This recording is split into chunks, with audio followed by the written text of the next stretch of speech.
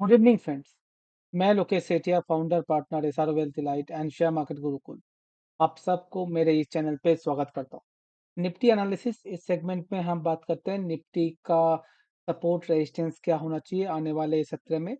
मतलब कल कहाँ पर हमें बाई या सेल करना है निफ्टी को।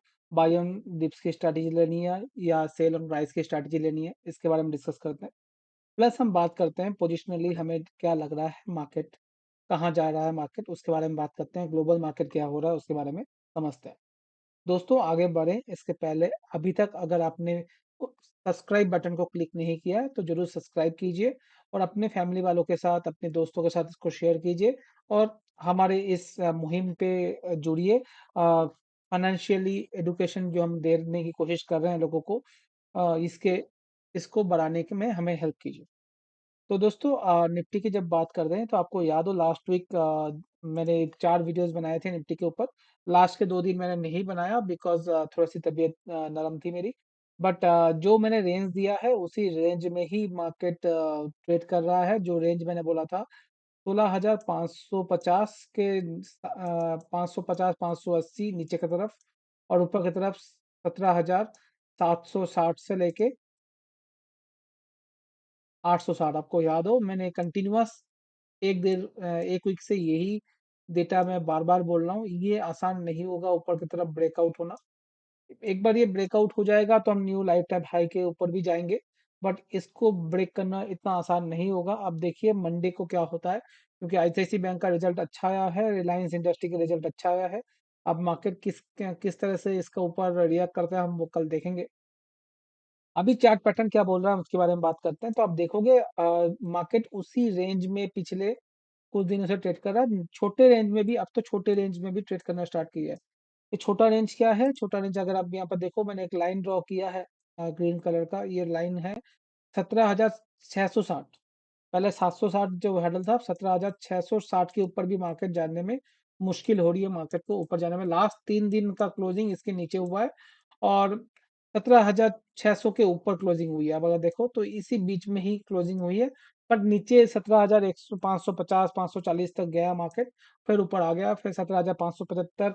इसी रेंज में मार्केट घूम घूम रहा है और छोटे से दायरे में मार्केट ट्रेड कर रहा है। अब होगा क्या? या ऊपर की तरफ ब्रेकआउट हो सकता है या नीचे की तरफ ब्रेक डाउन हो सकता है कल के सत्र में। अब हमें करना क्या है?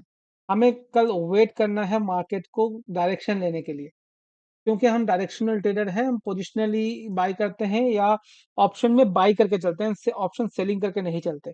तो मैं मान के चल रहा हूँ जो हम ऑप्शन बायर्स है, तो उस केस में हम देखेंगे ये वाला जो लाइन है ये टूटना चाहिए पोजिशनली। अगर ये टूट रहा है, क्या है 17,560 17,550, अगर नीचे की तरफ ये टूटता है उस केस में 17,480 पहला टारगेट,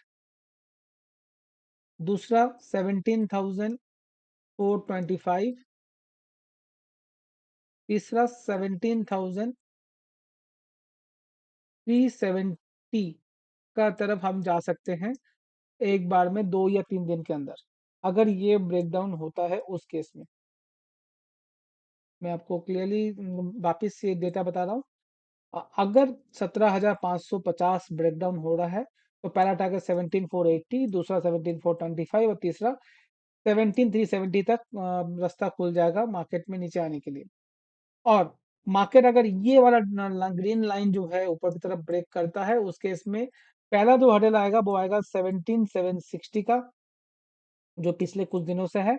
और इसके बाद आएगा 17,825, एक्चुअली 28, और तीसरा है 17,860। ये 3 टारगेट के लिए आपको ट्रेड करना है अगर 1 या 2 दिन के अंदर के लिए।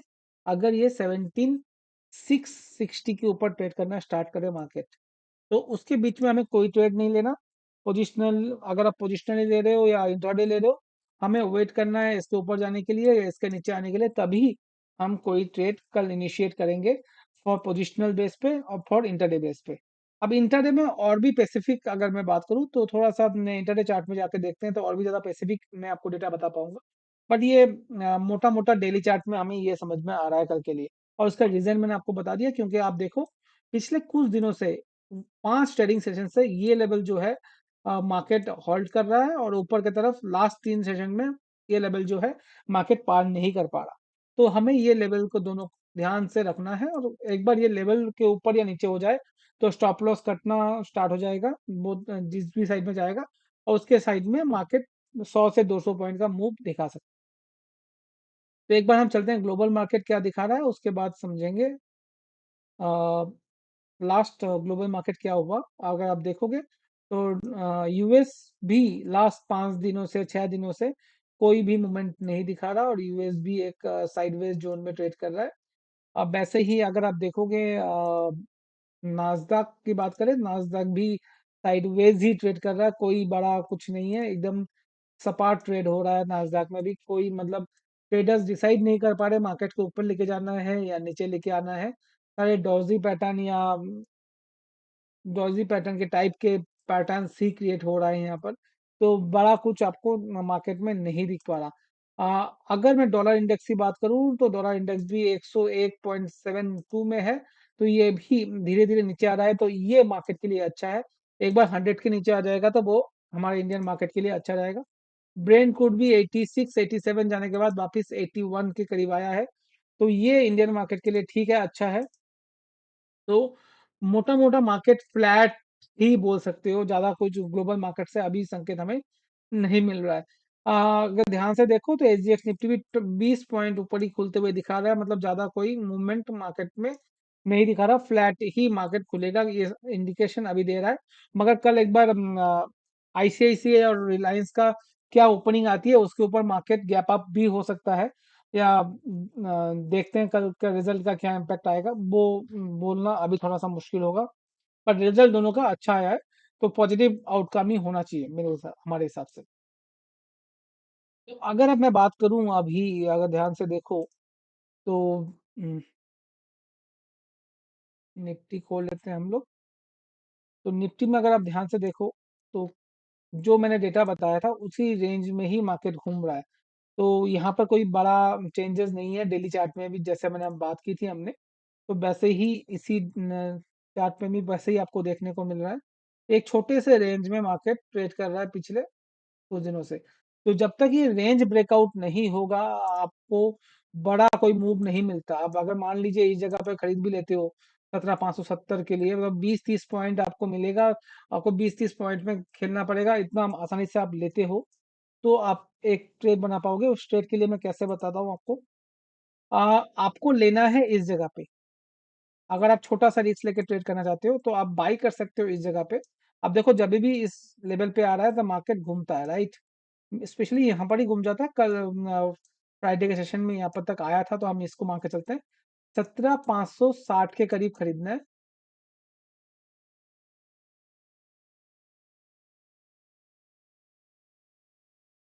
17,560 के करीब खरीदना है अपने को। स्टॉप लॉस ज्यादा नहीं, ओनली 25 पॉइंट का रखना है, 20 से 25 पॉइंट का स्टॉप लॉस एसएल। और टारगेट लेके चलना है 17,630 और 660 का।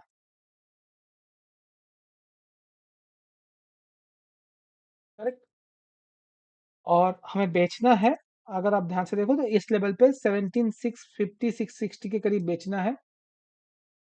सेल भी करके चल सकते हैं हम, सेल कर सकते हैं हम। 17,660 के करीब सेल करना है, एसएल रखना है 17,690 का, 30 पॉइंट ऊपर। और टारगेट रखना है 17,590, 17,560 एंड 17,525 मैक्स। तो ये आपको टारगेट लेके चलना है। अगर रेंज को, अगर आपको ये रेंज को अगर ट्रेड करना है तो आपको नीचे के लेवल पे खरीदना है और ऊपर के लेवल पे बेचना है। तो मैं नीचे के लेवल भी वापस लिख देता हूँ। आप बाई करना है हमें 17,560 के करीब। एसएल रखना है 17,540 के पास, 540 या 535 के पास रखिए। टारगेट आप रख लीजिए 17,600, 17,000, 17,000 635 एंड 17,660। तो ये 3 टारगेट के लिए आप ऊपर की तरफ भी ट्रेड कर सकते हो और नीचे की तरफ भी ट्रेड कर सकते हो। बट ये छोटा सा रेंज में हम बात कर रहे हैं, रेंज में जब तक ये ब्रेकआउट नहीं आता तो आप ले सकते हो, मगर यहाँ पर अगर ब्रेकडाउन आपको आते हुए दिखे, आपको ये वाला स्टॉप लॉस हिट होते हुए दिखे, तो आपको अपोजिट डायरेक्शन में से आपको पुट लेके ट्रेड करना चाहिए। अगर सेल कर आप अगर बाई करके चल रहे हो, अगर आप सेल करके चल रहे हो यहाँ पर इस जगह पे, मगर मार्केट ऊपर जाते हुए दिखे, आपका 17,690 का स्टॉप लॉस हिट होते हुए दिखे, तो आपको कॉल लेके भी ट्रेड करने का जरूरत है। आप कॉल लेके भी ट्रेड करके अच्छा पैसा बना सकते हो। उस केस में मोमेंटम में आपको 100 पॉइंट का मूव आपको दिखा सकता है। और जब तक ये रेंज ब्रेकआउट नहीं हो रहा, तब तक आपको रेंज में ही ट्रेड करना है। आज के लिए इतना ही दोस्तों। थैंक यू वेरी मच मेरे को सुनने के लिए।